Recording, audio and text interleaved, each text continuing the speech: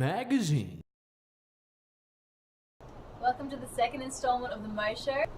We have a first for the Wheel of Brisbane. We're going to have an acoustic performance live here in this small confined box with Streamer Bendy and the teaser from the new record, Trash Bag. 3, 4.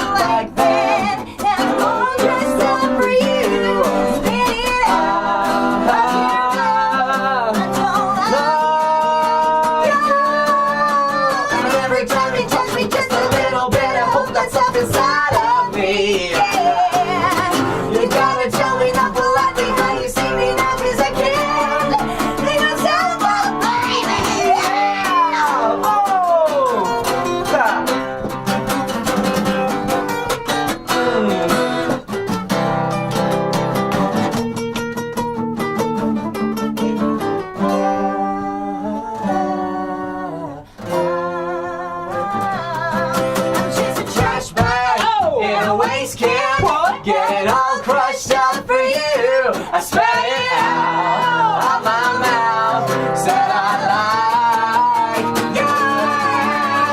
Trash bag, feel like that. And I'm all dressed up for you.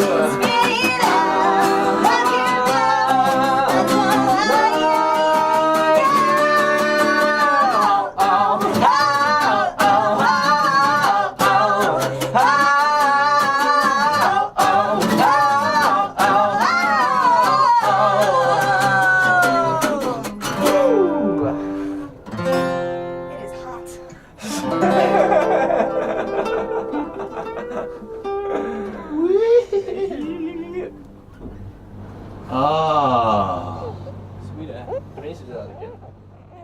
I'm here with Erin Swan, the lead singer of Brisbane band Streamer Bendy, and she's here to tell me about the new record and what's coming up for the band.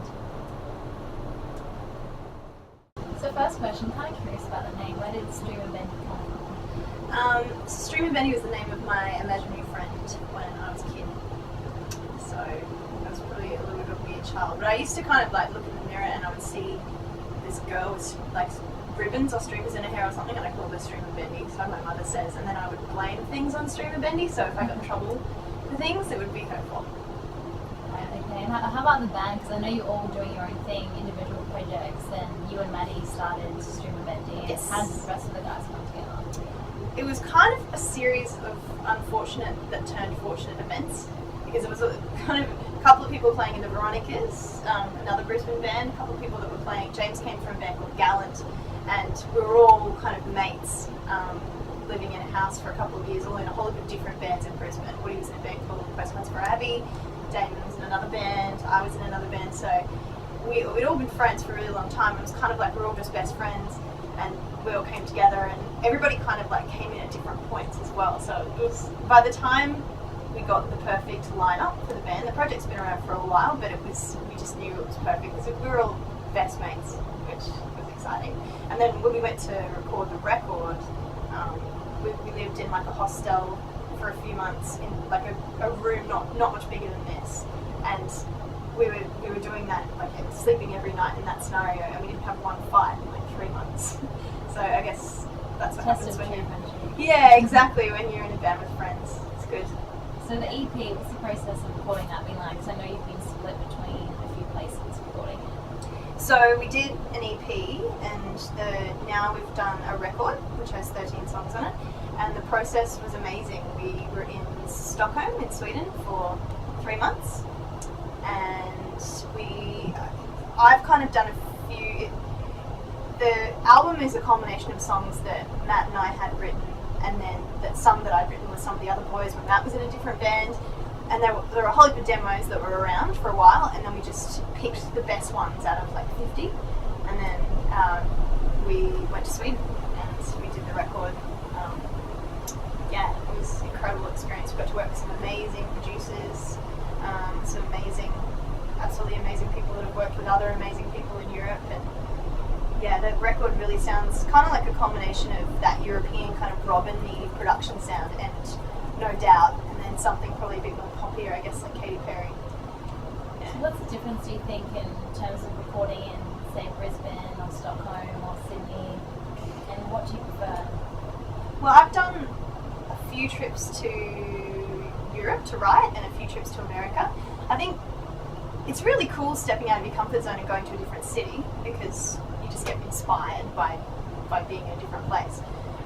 Also, those two kind of areas, Stockholm and then LA in America, are kind of the two really heartbeats of writing and stuff in pop. So that's where it's all at. And so you've got your finger right on the pulse if you're in either of those places, and it's all really current usually what you're doing and what your inspirations. But writing at home is nice too, and a number of the songs on the record were just written in my apartment in the valley. Me and Woody mucking around, me and Woody and Damon or James or whoever was over, and just producing in James's bedroom. So it's definitely a bit of both. And then it does really inspire even content in the songs. So one of the songs we've got is called Away From Home, and that was about being away from home and being homesick for Brisbane, believe it or not. And then we found out that away from home in Swedish is this word, it's one word, and it's a really pretty word called hemifrån. And so most of us got this tattoo, which means away from home, because we'd all been in Sweden writing so much, and we love Sweden, but we missed home and the songs on the record. So that's an example of something that can happen when you write when you're away. And tell me about the new record that you've got coming out next year. How would you describe it? What's it been like getting together for that? Yeah, so that's pretty much was the process, being in Stockholm and doing that. It's got 13 songs on it, and we can't wait to release it. It's, again, like Robin, No Doubt, and Katy Perry, I would say, probably like the three main influences.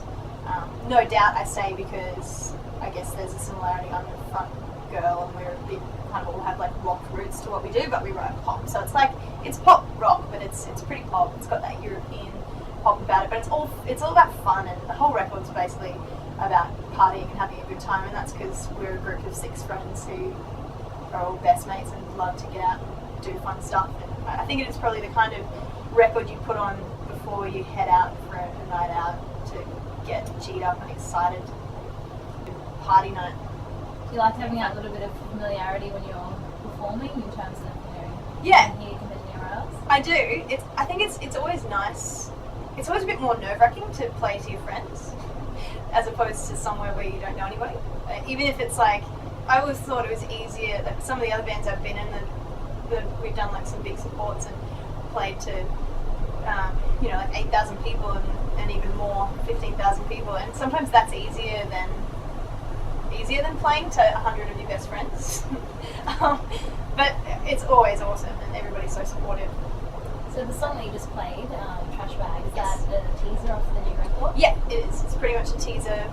Kind of encompasses the fun kind of vibe of the record, I suppose. And that one's probably a bit more rocky than a lot of the tracks on the record, in some senses. But it's kind of about when you're really into someone and you just like you're constantly like working so hard to have them look at you and pay you attention, and in the process probably getting really drunk, and you end up just realizing that you look like a total dick. That's kind of what the song's about, and the frustration of like having someone string you along a little bit. And so it's a teaser of the record, and then we'll have our single out early next year. Our single's called When I'm Dreaming. Speaking of opposite sex, what's it like being the only female in a group of males? Well, I quite like it because I think when you're in a band with girls, it's always at least boys are a little bit blunt, and that can be annoying. But at the same time, there's no beating around the bush on anything. So if they don't like something, they'll just tell me right away. Whereas sometimes, like with your girlfriends, like you sort of get in a scenario where they're like, yeah, you know, like I like that. It's kind of cool. Can you play it again? Yeah. Like I guess it's cool. I guess it's cool. Like maybe you could try something else. You know, it's like whereas boys would be like, that fucking sucks. So you just write something else and then you're good. And there's no like messing around, which I appreciate. But it's a bit dirtier and it smells more, and there's more horrible toilet jokes, I suppose. But I'm pretty tough. I can deal with it. So what's your plan for Streamer Bendy in the near future? So basically just the record next year, and doing some touring on the back of that, and playing with some other similar bands around Aussie. And there's a bit of talk. We have a label, so we're sort of leaving most of it to them because that's what they do best. But we'll see how we go. The plan's probably Europe. Like we'd love to go to Europe and spend some time over there because the record was so intimately conceived in Europe, and I think it sounds like Europe a little bit. So that'd be nice. But yeah, we're just gonna keep on keeping on having a good time and playing music together, which is what we love to do.